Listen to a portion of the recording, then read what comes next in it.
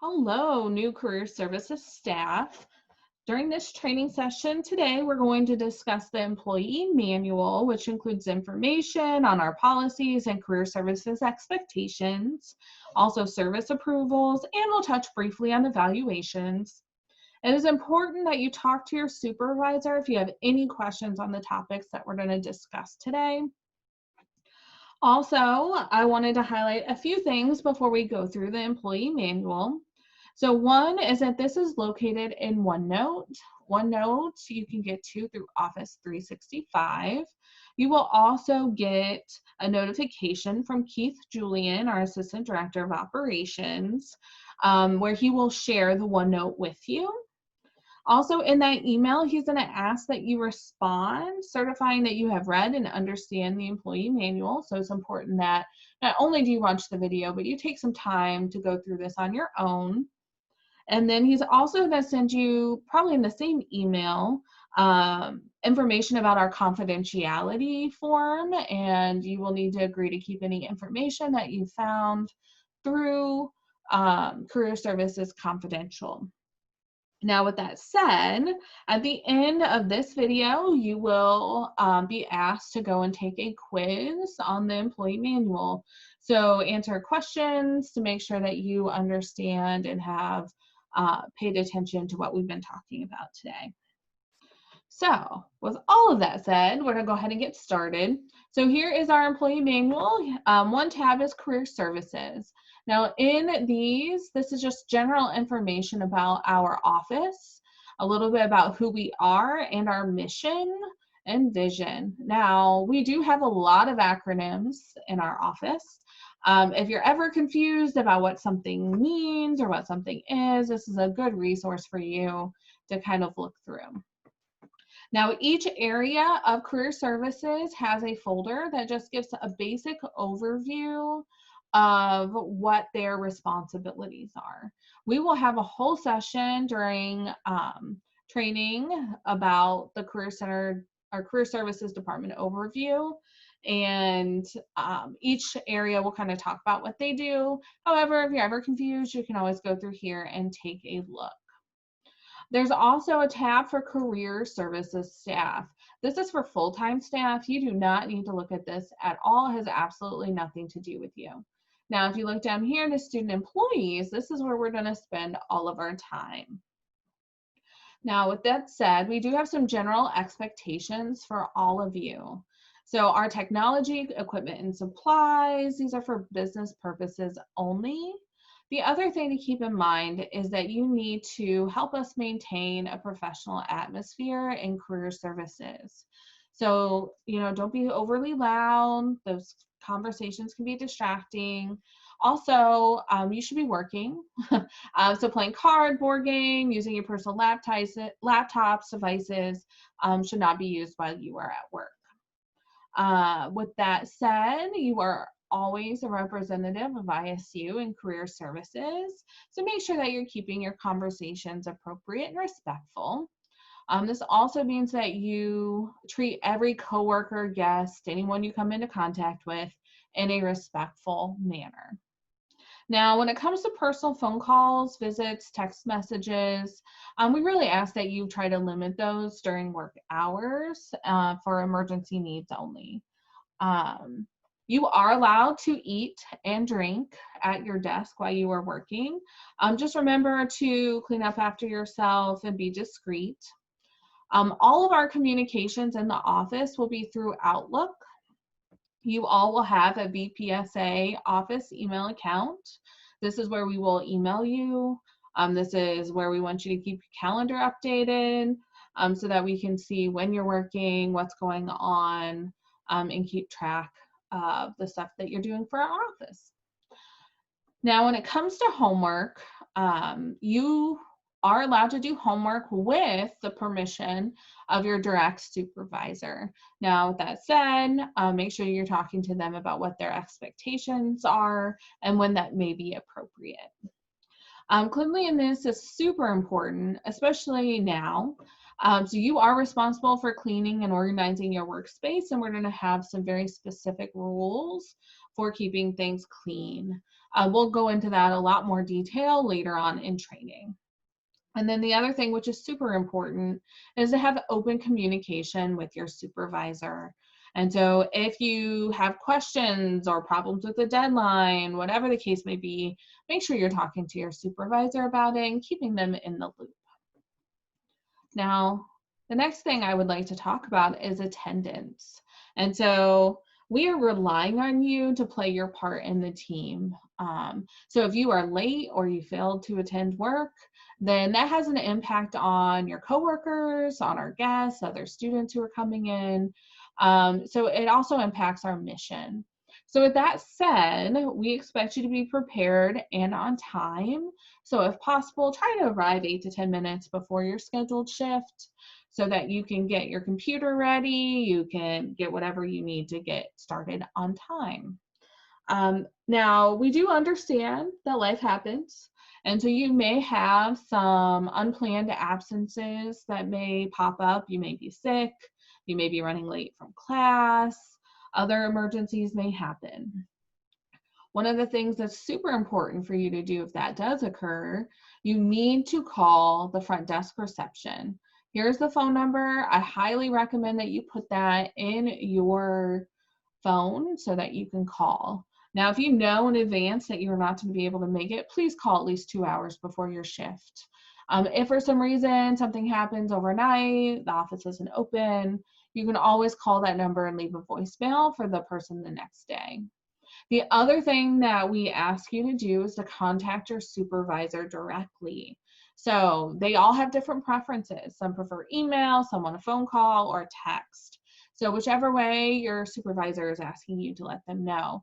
I will say for career ambassadors specifically, you need to contact me, Megan. You can contact my phone. You can text or call me. Here's my phone number. I do not want you to email me that you are going to be sick or late. This is also true for career ambassadors, but if you are unable to attend your shift, you need to try to find someone else who can cover it if possible, especially if you know in advance. So you know that you have class project in a couple weeks that you need off. Try to find someone to cover that for you. Try to do that 24 hours prior to that shift, and then send me an email and let me know who's going to be taking over for you. And if you can't find someone, then I'll work with you to try to figure that out. The other thing to know is if you are working 6 consecutive hours or more, then you need to take a 30-minute unpaid break. So work with your supervisor on that. If you need time off in advance, please send an email request to your supervisor as soon as possible and let them know the dates and times that you need off. Everything needs to be submitted in writing via email. Now, the other thing is work availability. We completely understand that you may have a class that gets changed or your availability may change for some reason. As soon as you know that, you need to let your supervisor know as soon as possible. Also try to include any travel times into your availability when you're building your schedule. And then, of course, attendance is a core job performance expectation. So if you are habitually tardy, you have a lot of unscheduled absences, or you're not showing up at all for work, it could lead to disciplinary action. Now, some of you may be working remotely at times. And so one thing that I want to make sure to highlight is that if you need to check out a laptop from the reception desk, you need to do so at the beginning of your shift and then return it at the end of your shift. You may need to take one overnight, so you need approval from your supervisor or operations team, and they will have a whole checkout process for you. You may also be issued a headset or some other technology to do your role, so make sure you're keeping track of that and turning it back in with the condition that it was sent out. If at any time you need additional equipment, make sure you reach out to Career Services and let them know. You may run into some technical problems with your computer or anything along those lines. You can always call Student Affairs IT, which is SAIT, and here's their phone number. And also let your direct supervisor know that you're having some technical issues. And it is super important that you are tracking your progress on your work and keeping your supervisor updated on those. This also means that you are reachable when you are working remotely, if that's the case. So have Teams open, if you have Jabber, and then obviously your email throughout your shift. And then you need to keep your calendar up to date as well, so that people can take a look at your calendar and see what's going on. And then you may have different expectations from your supervisor. So again, make sure you're talking to them. All right. The next important thing is the dress code. What do you wear to work? When it comes to the dress code, one thing that we ask of all staff, whether you be a student or a full-time staff member, that you dress business casual when you are working in the office, whether you're working an event, whether you're doing a presentation, whatever the case may be. So Monday through Thursday, you are required to be business casual. And then on Fridays, you are allowed to wear jeans and be a little bit more relaxed, casual. We just ask that you wear red or something with Redbird Pride to represent ISU.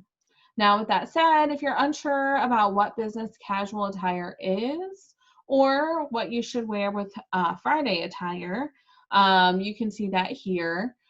We do have a PowerPoint that you can look through to look at some examples of what is appropriate business casual. And if you have any questions, feel free to talk to your supervisor.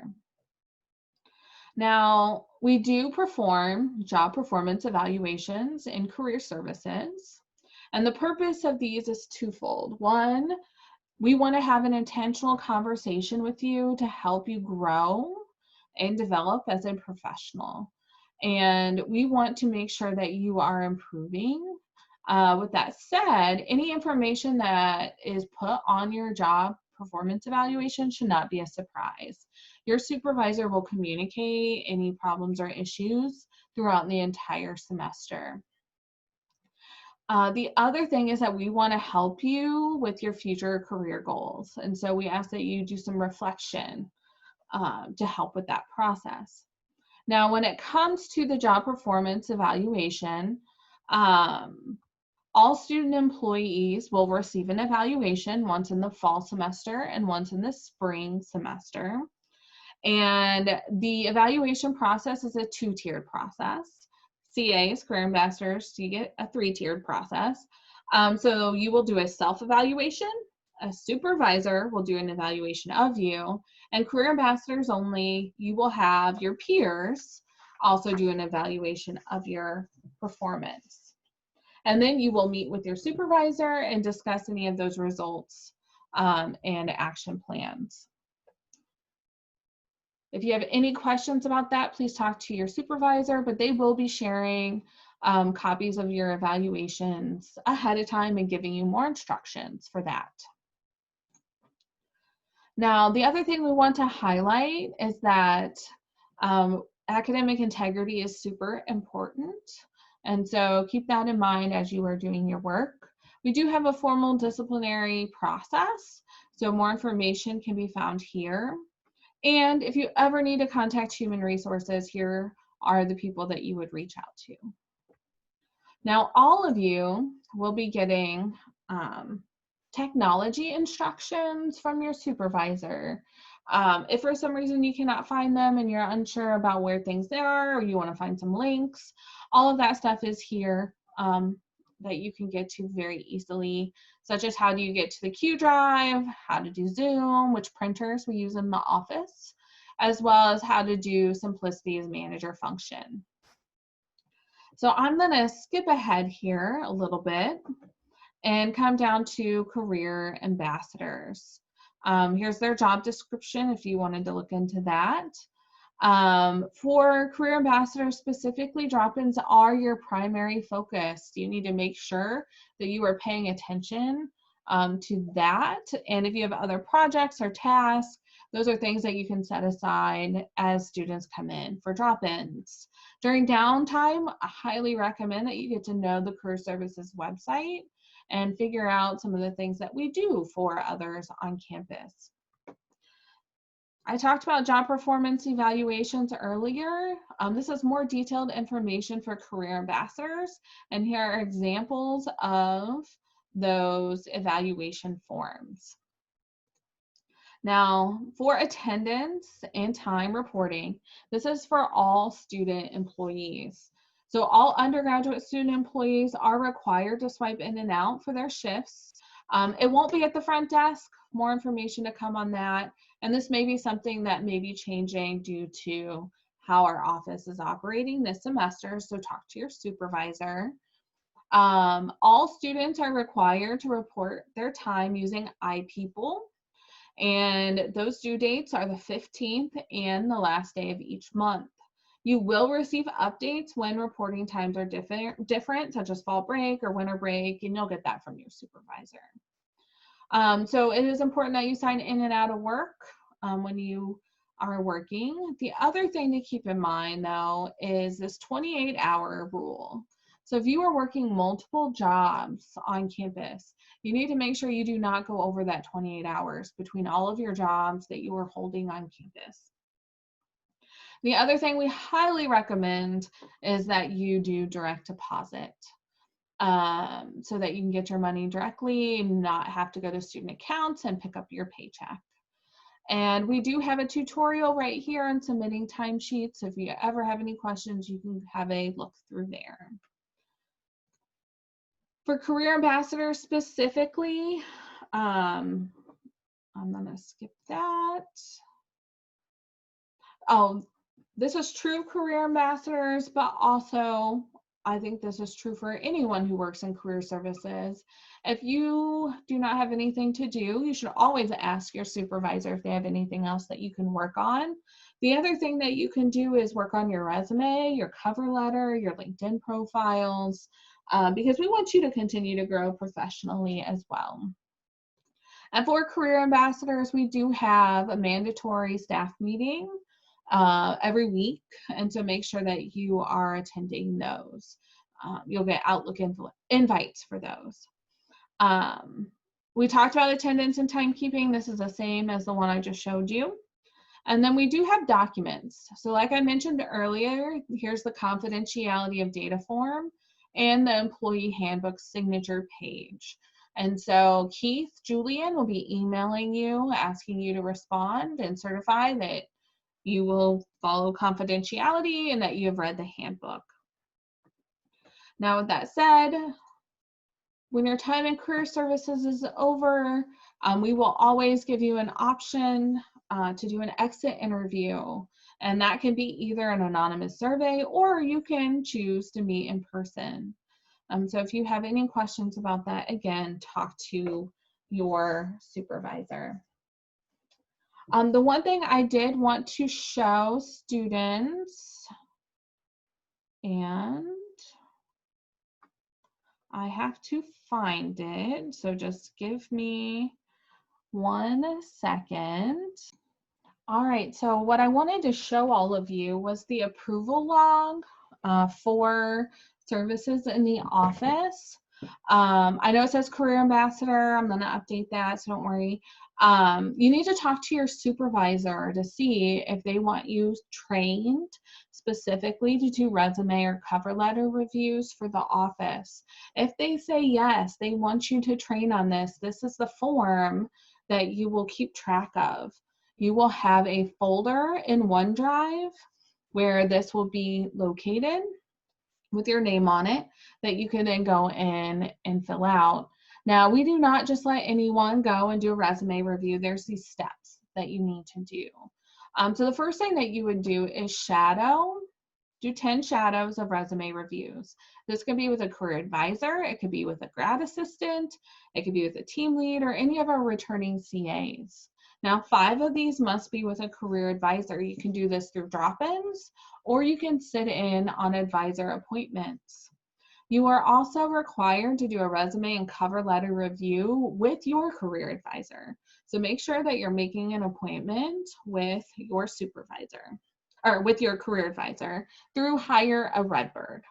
Now, once you have done those 2 things, you have your 10 shadows, you've met with your career advisor, you are then able to do a resume review. And you will have to be observed 5 times by a career advisor, a grad assistant, or team lead, and 2 of these must be with a career advisor. And again, you just keep track here with those people's initials. Once you've done those things, you will be approved to do resumes during drop-ins. The other thing that you will do is 3 shadows of cover letters.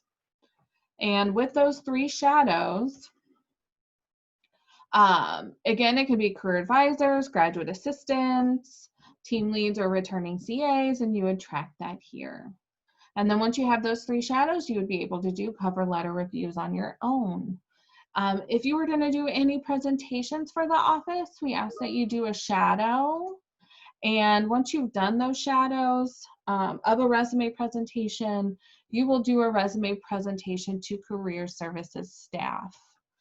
So keep that in mind. Most of you will be doing so during training, but some of you may be scheduled later on in the semester. And this is great too, even if you're not going to do presentations for the office, just do it for professional development, because we want you to grow and develop as professionals.